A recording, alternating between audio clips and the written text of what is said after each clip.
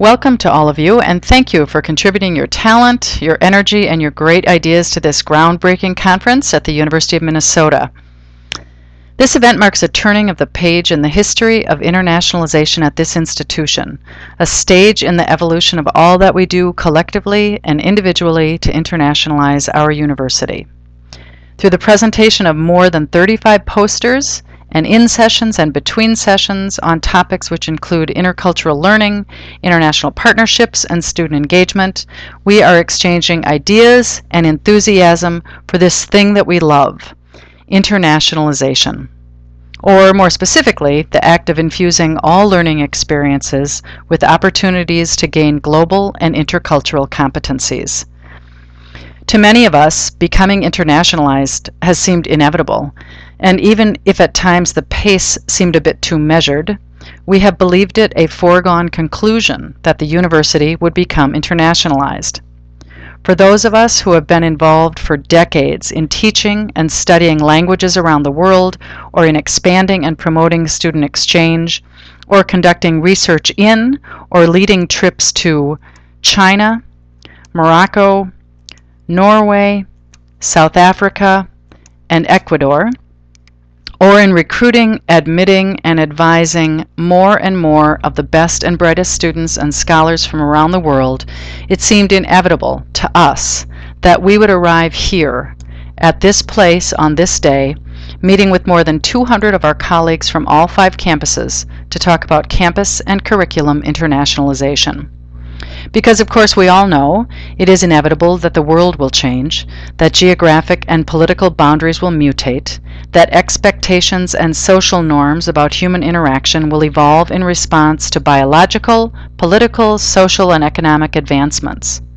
It is inevitable that the world's people will be increasingly required to interact and to solve problems peacefully or otherwise, no longer confined within borders. It is inevitable that we will all live, ultimately, in communities which are either entirely isolated or entirely integrated. It is inevitable that as a species, we will either force or be forced to modify our ways to respond to the unmistakable signals of entire populations, indeed, the unmistakable signals of a planet in distress. And so, to many of us, it has seemed inevitable that our centers of higher learning, our ivory towers, our Research One institutions with all of the fancy equipment, the laboratories, the theories, the Nobel laureates, that the universities in what purports to be the greatest country in the world, and more specifically that this university will ultimately be internationalized. Well, Oliver Wendell Holmes, the great American physician, professor, lecturer, and author, once said, "The mode by which the inevitable comes to pass is effort." And while I believe that the University of Minnesota will, inevitably, become a truly global university, it will be because of the effort of each one of us in this room, but more significantly, because of our collective efforts. And in fact, I would argue that universities are not going to become truly internationalized without the intense and coordinated efforts represented here today.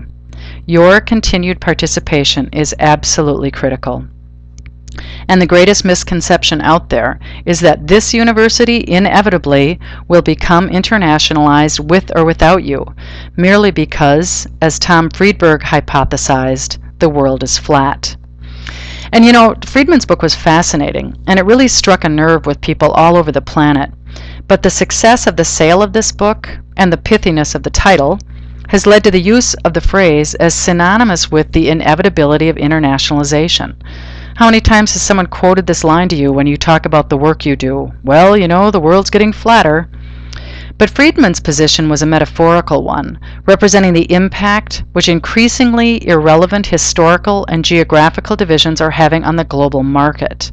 The book, and more precisely the title, is a reference to the global market becoming a level playing field, and the transitions that will ultimately affect the way we can and should conduct business. But assuming that he's right, his theory does not necessarily lead one to the conclusion that universities inevitably will become internationalized. What is inevitable is that the students who will be admitted to the university in the decade ahead, and many who are already here, will have expectations about what they need and what they expect to learn. A recent and extensive survey by John Zogby of Zogby International makes the case that young people in and just graduating from high schools today are the first to bring a consistently global perspective to everything, from foreign policy to environmental issues to the coffee they buy, the music they listen to, and the clothes they wear. Zogby has labeled this group the first globals, and he takes the position that this is the most outward-looking and accepting generation in American history. And so, if not quite yet, then very soon, our campuses will be populated by U.S. and international students with a global mindset. They will come to us with the expectation that their experience will not only prepare them to survive in the global reality Friedman and others have described, but will provide them with the skills to navigate, succeed, and lead in the decades ahead.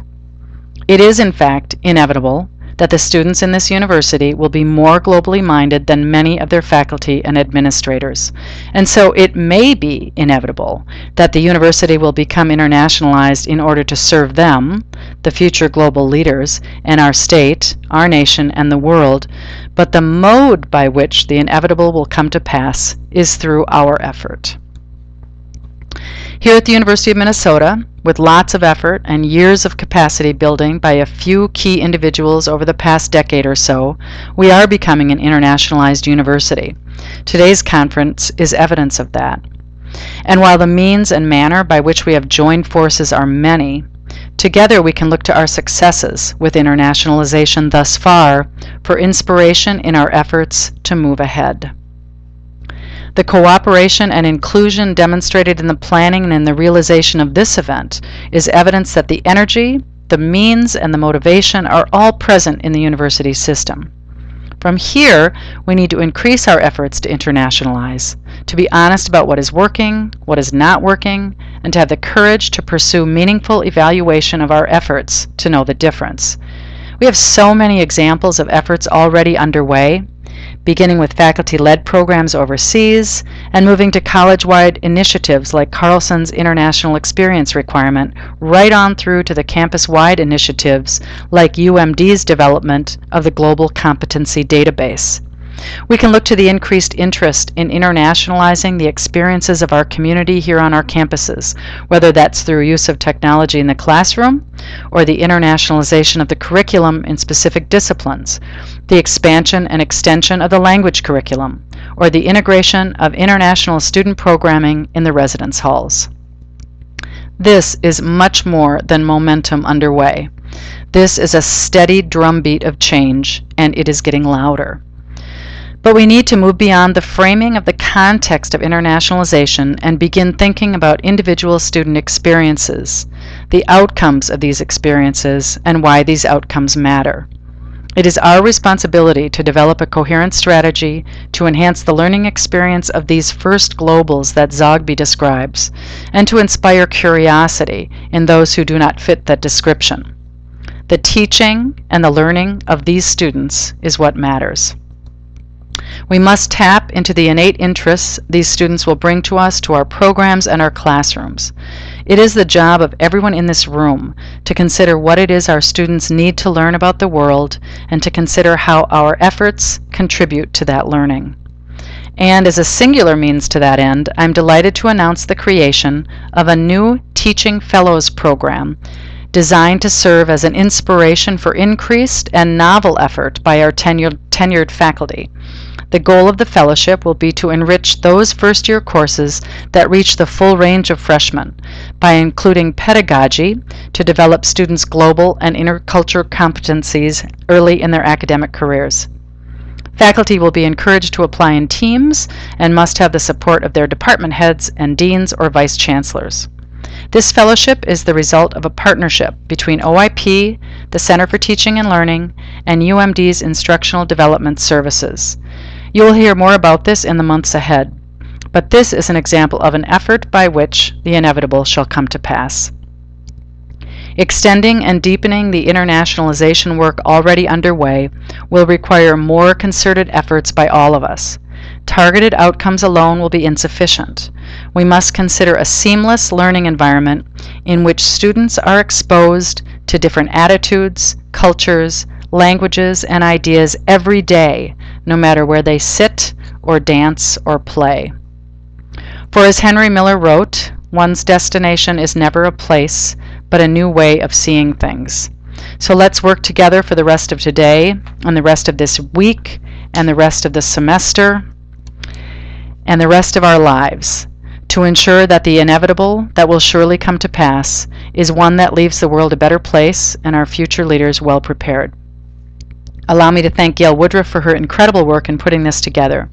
Thank you to all of the volunteers and the participants, and thanks to all of you for your efforts. Have a great rest of the day.